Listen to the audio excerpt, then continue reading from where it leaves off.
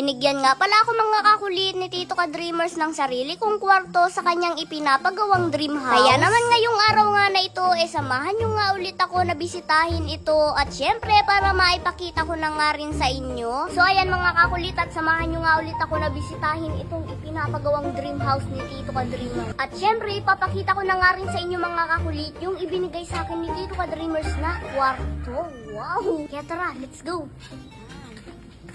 Wow, ganda nyo ng loob. So ito, kung makikita nyo nga mga kakulit, tapos nga lagyan ng kisame, itong ground floor. At lahat nga pala mga kakulit ng kisame nitong bahay na ipinapagawa ni Tito Ka Dreamers, meron nga ito lahat na cob ceiling. Dahil lalagyan nga ito ng cob lighting. Tsaka naka PVC ceiling yan mga kakulit. So ngayon, pasok naman tayo dito sa kwarto na para kay Lola. Wow! May kisame na din siya. Pero tapos rin, di aircon pa. Ito.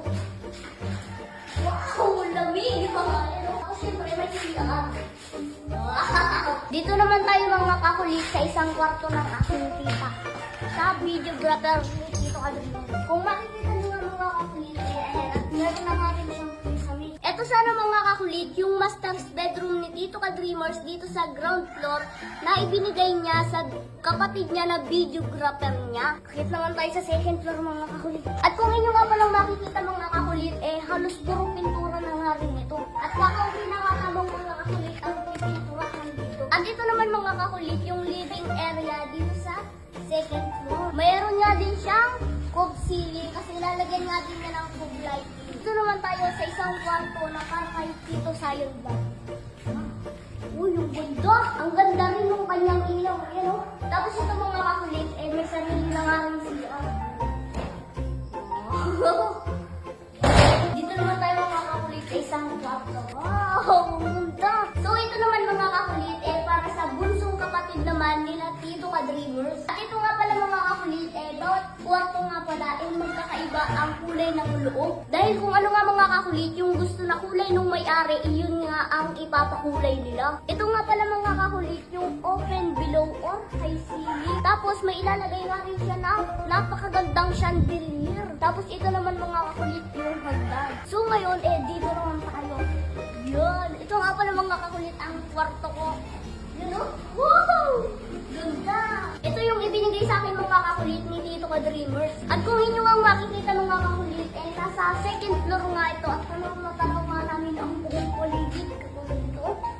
Wow! Ganda ng view. Tapos dito mga kakulit naman sa harap, ganun din. Ganun, ganda din ang view. O diba mga kakulit, at sa ipinagawa ng bahay ni Tito Ka Dreamers, kasama sa pangarap niya, ang lahat ng mga kapatid niya. O diba? Wow! So, akyat naman tayo mga kakulit sa third floor. So, balik kung nakikita nyo nga itong open area na ito mga kakulit. Ito nga pala yung palalagyan ni Tito Ka Dreamers ng bubog. Tanaw na tanaw mga kakulit yung view. Ayan o. Wow! Diba? Ang ganda. So, balik dito nga pala mga kakulit. Iuumpisahan nyo nga pala itong lagyan ng tiles. Grabe, sobrang napakaganda ng mga kakulit.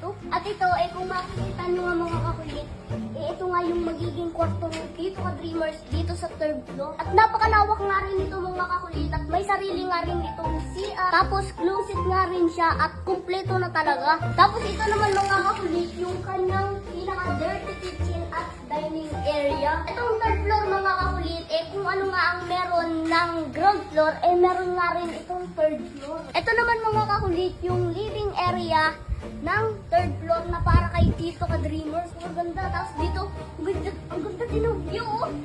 Wow! Tapos ito mga kakulit, kung makikita nyo nga itong open area na to, palalagyan nga rin dito ng bubog. Tapos ito mga kakulit, ito na nga yung pinaka-off-gate niya mga kakulit. Ganda ng view. Wow! O diba mga kakulit, kapag meron kang ang problema at pumunta ka dito sa taas na to, mawawala talaga ang stress mo. You know? Wow! Dahil mga kakulit, kitang-kita mo talaga ang buong paligid. Wow! Yun po. Wow! Wow! Ang ganda! Para tayong nasa Tagaytay mga kakulit. Ang ganda ng view. Wow! Tapos ito naman mga kakulit. Wow! Yan! Wow!